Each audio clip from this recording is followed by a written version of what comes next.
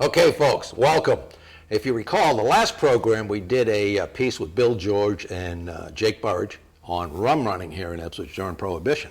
So we're going to bring it up to the modern day, and we have a gentleman here by the name of Matt Perry. Let's bring it up for Matt Perry. Let's not give him a swell head. Who started Turkey Shore Distilleries. So we're going to find out how he came up with that idea and why and the history of it. So, Matt, take it away. All right, well, the really original impetus behind starting Turkey Shore Distilleries was to try and resurrect an old New England style rum that has been lost to time. Okay. For those who are not familiar with rum running in this country, prior to the 18th century, there were over 160, by all means, yeah.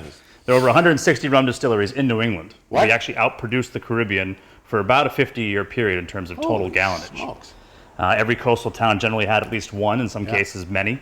And Ipswich had one that opened in 1770 that was located in the backyard of the house that I grew up in. And it was started by John Hurd of the Hurd Museum.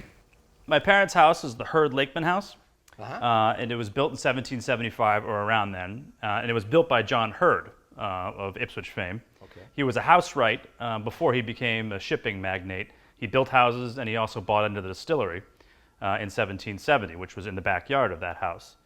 He then later sold the house to his brother Nathaniel, who was the distillery manager for years.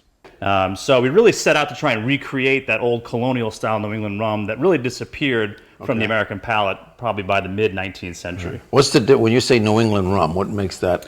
It's 100% molasses rum, distilled in copper pot stills. Okay. And it's generally aged we're aging it in new charred American oak barrels as opposed to used bourbon barrels. So it creates a little bit of a different flavor profile, a little drier, a little smokier, often described as puritanical and austere, which kind of fits nicely with the kind of people that live around here. By the way, if we had, they used to talk about these movies having smell of rum or something like that. The aroma in here is absolutely fantastic. You get a little giddy when you're talking to Well, I'm always giddy anyhow. But so you lived off of Turkey Shore, hence the name, right? Yes. Yep. So when we started it, we sort of tried to, create a name that had a nod to the past, but also to the future here. Okay. And so we created the brand is called Old Ipswich Rum. Okay. Typically in the 18th century, they didn't really have branding, so they really just named it after the town that it came from. Okay. Okay. So we started with our white rum, which is an unaged rum. Yeah. And we've graduated to a barrel-aged rum. Okay. And what you're holding in your hand right there, which will come out in about 3 weeks, it comes out every fall, is our Golden Marsh spiced rum, which is sort of a fall-winter spiced rum. Preview. Yeah. Okay.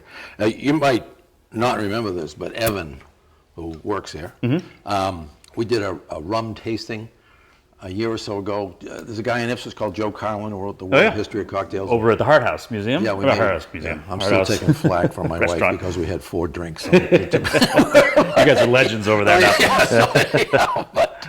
So this is the still, copper? Yep. Copper pot still made for us by Vendome Copper and Brass Works. It's a family-run company out of Louisville, Kentucky. Oh, wow. They've been doing it for about 4 generations, since the turn of the century, legally at least. They may have been doing it long before that. We don't want to talk about that. Yeah, right. So we ferment them. We ferment the molasses, which is just molasses, water, and yeast. Yeah. It's the greatest thing about rum. It's a fairly simple spirit when it comes down to it. You have a ready-made sugar source, as opposed to whiskey where you have to coax that sugar out of grain. Where do you get the molasses? All comes up from Louisiana.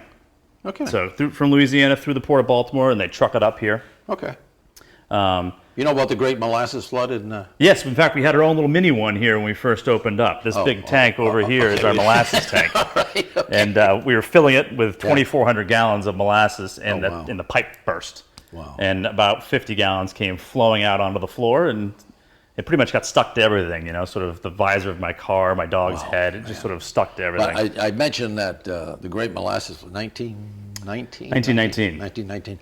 Because a lot of people that watch this show are seniors and very well might remember it. I mean, I just read a book about it, by the way. If you Dark Tide? Yeah. Yes, wonderful book, isn't it? It's unbelievable. Yeah. And the trial, anyhow, we're getting on. Right.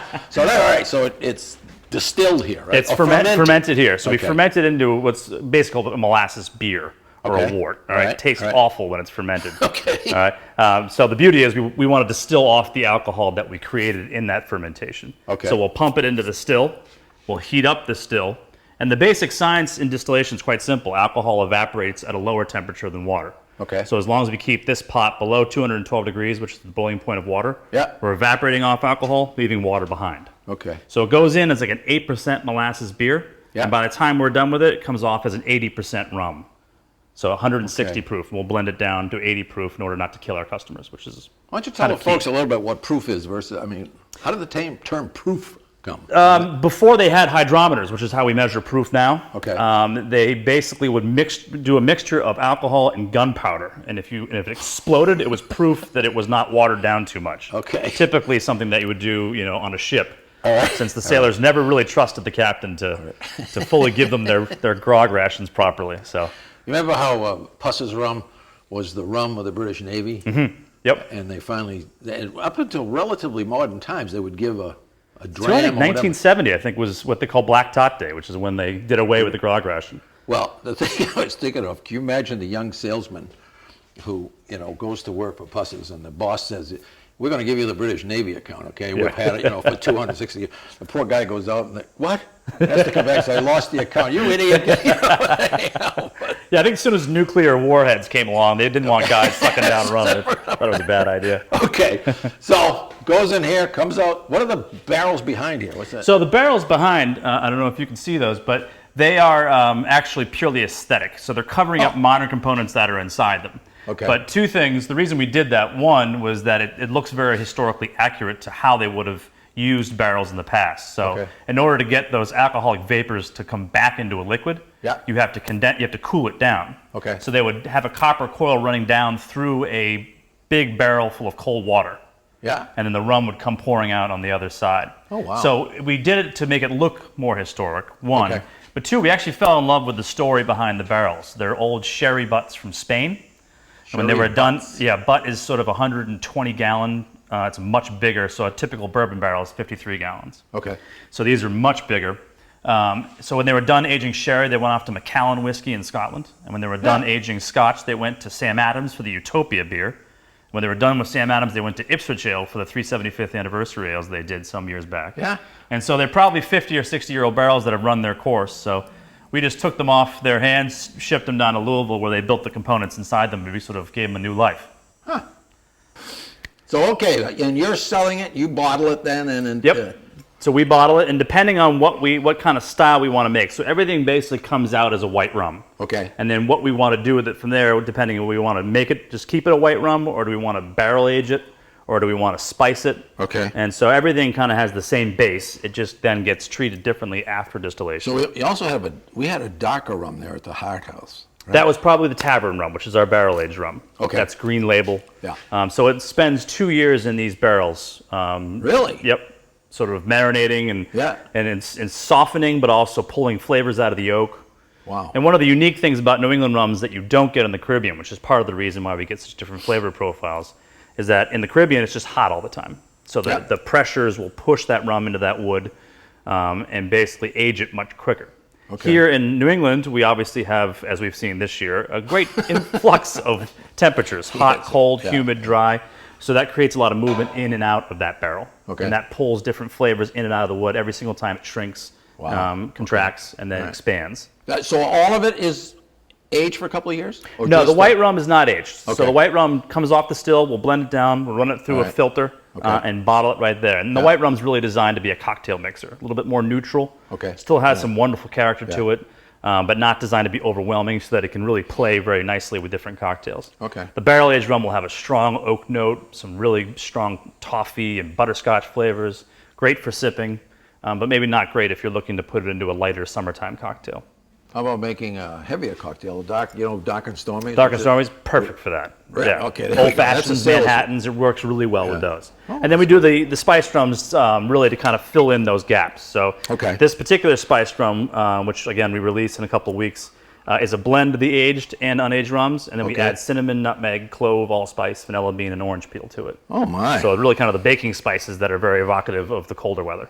So who's selling it? You have a wholesaler, right? We have a wholesaler, yep, Okay. and we're sold all across Massachusetts, Rhode Island, Connecticut, Maryland, and D.C. Yeah, I know. I see it up at the bottle shop up there on 1A. Yeah, our And- retailers here in Ipswich have been great That's to cool. us. That's We cool. sell a lot in Ipswich. This town has as very loyal and also very wet. So try it. Try it. You'll get this fairly soon. This is a new release, so you're getting a little secret info here, okay?